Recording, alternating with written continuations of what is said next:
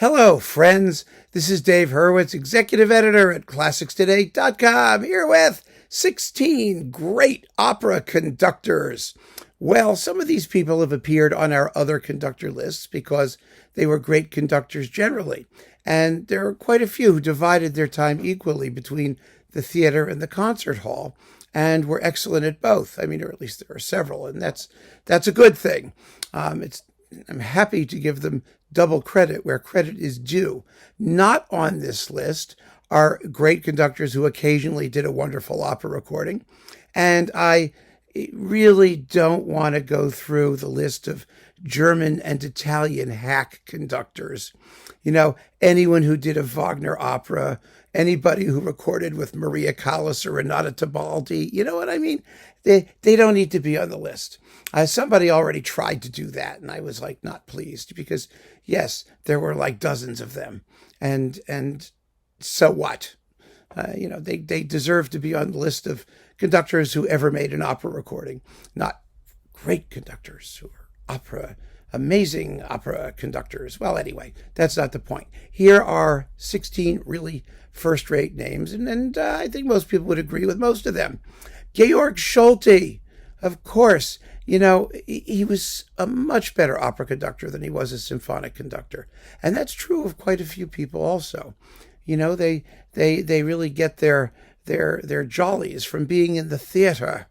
And that's what works best. In the concert hall, where you have to actually convey some feeling for symphonic structures or abstract forms and things like that, it's not the same thing. I said before, and I'll say it again, fundamentally, being an opera conductor is being an accompanist. Now, that doesn't mean that you can be any less masterful. Eugene Ormandy was one of the greatest accompanists ever in concertos, and it's just as true with operas. You know, it takes genius to accompany superbly. That doesn't mean you have to take a work and turn it into a conductor's opera. You know, something where you impress your conception on the whole. Ordinarily, great conductors will do that. They'll do that naturally because they have a conception and because it works, and it works wonderfully well with the singers. But most of what you're doing is accompanying, and so it requires great sensitivity. Solti was not one for sensitivity, but he was one for excitement and drama and for keeping things moving, and he got great casting and great producers from Decca and made some amazing opera recordings as a result, and good for him. Same thing with Herbert von Karajan. Now, Karajan was a conception guy. Karajan was known as a voice wrecker. Karajan tried to get whoever he wanted to do whatever he wanted, and he didn't care if they would have no career when he was done. And as a result of that, there are some very strange Karajan opera recordings, but there are also some stunning opera recordings, and he was amazingly versatile. He did Wagner really well. He did Strauss really well. He did Mozart really well. He did Verdi and the Italians with surprising amounts of red blood. His work with Mirella Freni was wonderful. His Aida, his Don Carlos, his Cavin Pag with the La Scala Orchestra, all were extraordinary marriages of the Italian tradition and Karajan's own predilections. And remember, he also recorded some remarkable things with Maria Callas. Madame Butterfly, there's that live Lucia de Lammermoor, some really great stuff. So Karajan was extraordinary. His remakes were seldom as good as his first efforts. That's true of a lot of people. I mean, we've had a whole discussion about that, a whole video about conductors whose remakes were not as good as their first efforts, and conductors whose remakes were better than their first efforts. It all depends on the guy. But Karajan, as he got older and more controlling and more obsessed with his own view of the work and less interested in a collegial view of the work, made less interesting opera recordings. And it's a lesson. It's a lesson that everybody can learn just by listening. Riccardo Muti. Riccardo Muti is the Verdi guy. Oh my gosh, he's a thrilling Verdi conductor, just exciting as hell.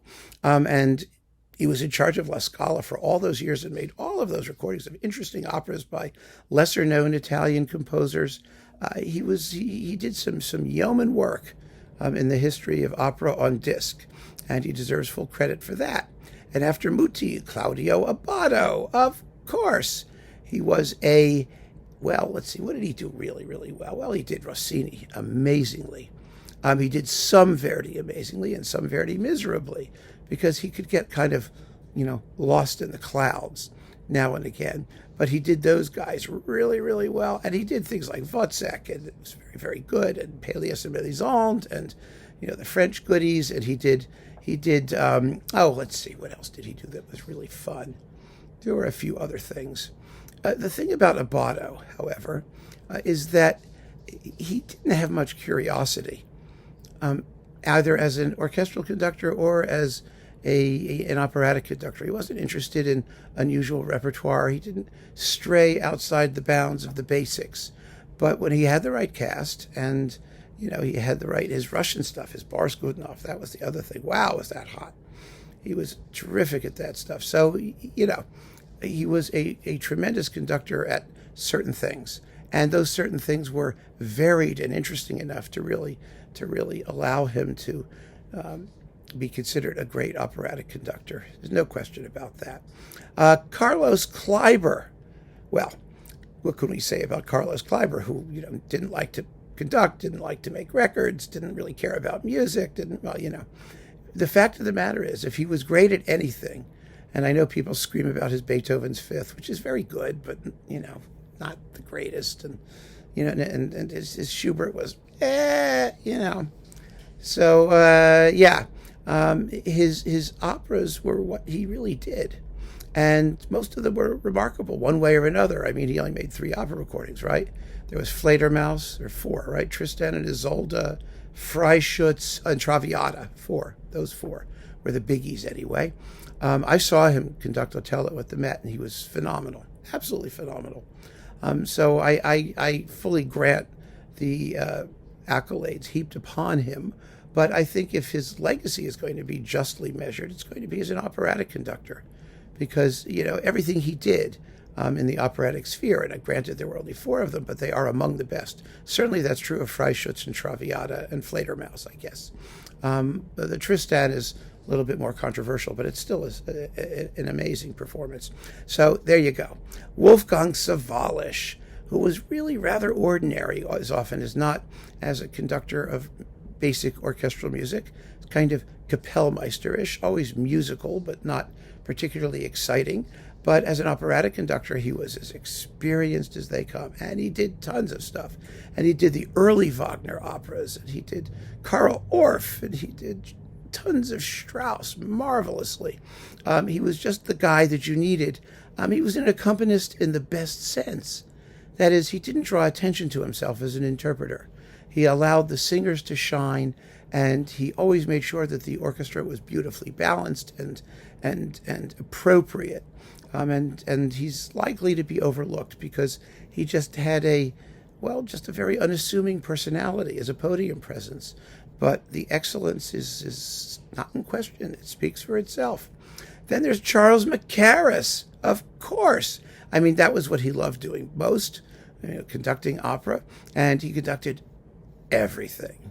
And he did everything well. Everything from Verdi to Smetana to, of course, Janáček. He's non-pareil. And Mozart and Strauss and Handel. And, oh, my God, it's just... life would be so much the poorer without Charles Mackerras.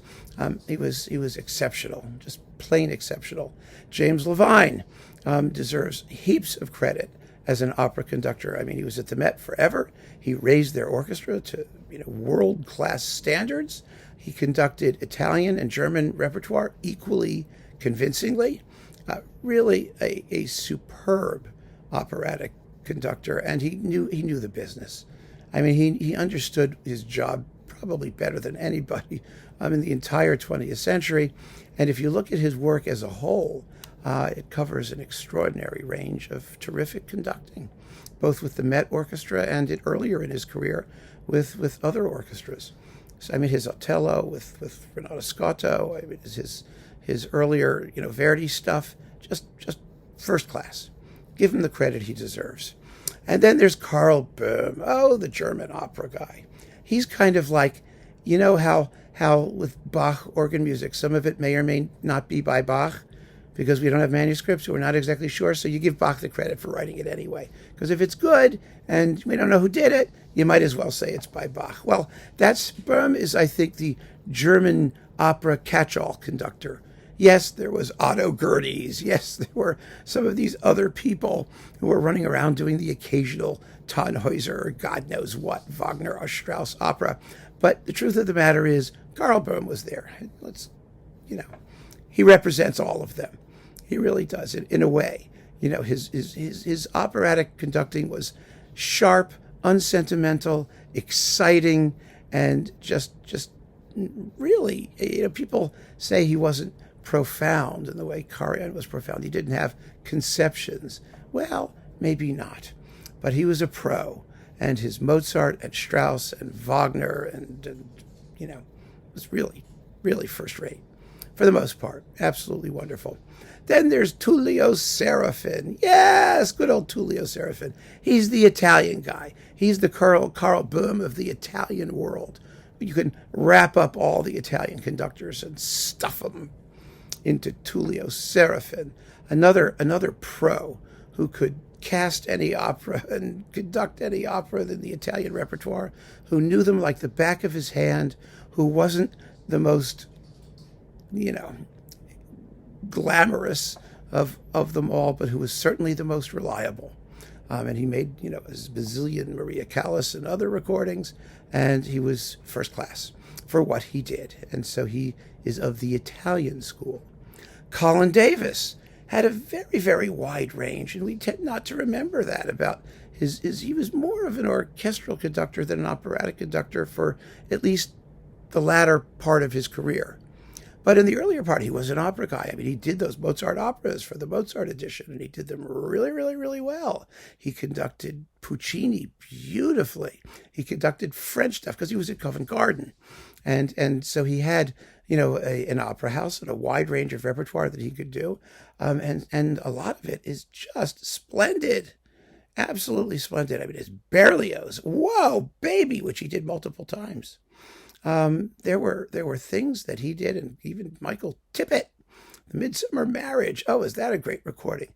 And Britain, and really, really a first class talent in the opera house. He was. I met him a couple times. He was a character. He had a lot of personal magnetism, and it shows. It shows in his opera recordings. So Colin Davis is definitely up there. John Eliot Gardiner, of course, who does the early stuff on period instruments. He was, he did some Rameau, I think, and he did also some Berlioz, and he did really first class Mozart. But for my money, the thing that really distinguishes Gardiner was his support. Thank you, proponent. It was was the fact that he gave us so many excellent recordings of Gluck, who was terribly, terribly neglected. He's still terribly neglected. I mean, he was an operatic genius. His works, we play them now, and they have a reputation for being kind of like fusty and because of their classical, things, and getting rid of the exciting singer bits from Baroque opera seria and writing through composed operas. But Gluck wanted drama, and his operas move, and they can be absolutely thrilling. And Gardiner showed us that with his multiple recordings of the major Gluck operas. So that's a serious, serious contribution. And I'm wondering, by the way, if we're ever going to see a Gardiner-Phillips box, because that's where a lot of the Gluck is resting at the moment. Phillips/Decca. We had the big archive Gardiner box. It's this big, long thing. It kind of looks like a stretch limousine. And it would be just wonderful if we could get a Decca box that has all of those operas in it. It would be very expensive for them to do, probably. But boy, is that good stuff. Absolutely wonderful. Mark Minkowski is similar. The French Baroque, Handel, those guys, he deserves a lot of credit for digging up unusual or little played repertoire and performing it at a very, very high level. You know, opera is one of those things where it can either be amazing or it can just stink. You know, I mean, when it's bad, there's nothing worse. And it can go wrong very easily because it has so many moving parts. You know, you've got the orchestra, you've got the singers. I mean, if you've actually doing it live, you've got staging and other things to deal with. It's very complicated. And Minkowski has proven himself a very, very reliable guide to a whole host of juicy Baroque operas and other things of that ilk that we would never have heard otherwise. And so good for him. Gosh, his Handel Julius Caesar is phenomenal. It's so exciting and long, really long, but thrilling, absolutely thrilling. That big orchestra and lots of color and drama. It's gorgeous. William Christie, similar. For Rameau, I mean, my God, just for Rameau and Charpentier and all of these Frenchy people that we would otherwise not be listening to. And Rameau, of course, is one of the great, great, great, great opera people. And our discovery of him and performance and enjoyment has largely been a product of the period instrument movement. And it's one of the great things they've done. And Christie is one of the greatest exponents of one of the great things they've done. So kudos to him as well. He gets the music, he finds the best singers, and he gives us a delightful listening experience. Mark Elder. Mark Elder deserves a tremendous credit for his work with opera rara in digging up all kinds of unusual operas. And, you know, Elder, you know, he has the Halle Orchestra, or had it. I don't know if he's still there. You know, and the recordings that they've made of orchestral music have been very, very variable. And I think not terribly persuasive, quite a few of them, actually. But as an opera conductor, he's terrific. He's terrific because when you're doing unusual repertoire, as I've said many, many, many times, it's sometimes in orchestral music, it's sort of enough if you just have a workaday performance that gives you a sense of what the piece is about. And then you wait for something really good to come along. Well, the problem is with opera is that if you're doing unusual opera, you'll be waiting forever for something good to come along because it's too expensive and too difficult. You've got to get the singers. Everyone's got to learn their stuff. I mean, it's hard to organize great recordings of weird operas. And so you got to get it right the first time. And Elder is one of the most reliable conductors out there when it comes to doing strange Donizetti or, you know, the bel canto school or anything like that. Frankly, he will give you, generally speaking, excellent results. And that's an extraordinary ability. And his discography is a great legacy. It really is. And it's something that people aren't going to be paying much attention to because the works aren't that well known. But for learning all of this music and projecting it all with such effectiveness, he deserves absolutely the Palme d'Or among opera conductors. And last but not least, Antonio Pappano, who's, you know, still with us. Wonderful. A lot of these guys are still alive, which is nice, actually. Pappano is one of the great opera conductors out there. I can't really think of a recording he's made that hasn't been good from the conductor's point of view. And he's also, you know, had a harder job because finding the best singers these days for some of these pieces is not as easy as it used to be. You know, great singers for Verdi operas and Puccini operas and whatnot are not exactly thick on the field. And he has managed to make some really, really first-class opera recordings at a time when the industry is in the doldrums, when they're not doing many opera recordings. They're very, very rare. Now, of course, a lot of these people made DVDs, and there's opera on DVDs and videos and, you know, all kinds of things like that, which I pay no attention to whatsoever because I'm not interested in DVDs of operas. I think 99% of them look just horrible and they drive me crazy. I mean, you can watch them and like close your eyes and just listen to the singing. But by and large, this is opera on CD because the musical values are paramount and you can focus on those to the exclusion of all other distractions. And I think these 16 conductors give us one hell of a repertoire that we can savor and play around with and collect to our heart's content. So keep on listening, friends. Thank you so much for joining me. This, by the way, may be one of the last, probably the last, I don't know, of our conductor series, our series of conductor lists. We've covered hundreds of conductors, and it's been a blast to do it with you all. And I thank you all for participating and for making suggestions. There may be one or two others coming down the line if I can find some reason for it. And there are a couple other lists as sort of appendices to these conductors lists that are coming in the very near future, because while we were working on it, other things came to mind. So they'll be coming as well. I mean, there'll never be any shortage of these things. There won't, I guarantee that. But this has been a journey, suggested initially by the incredibly stupid BBC 20 Greatest Conductors of the Universe list. And I think we've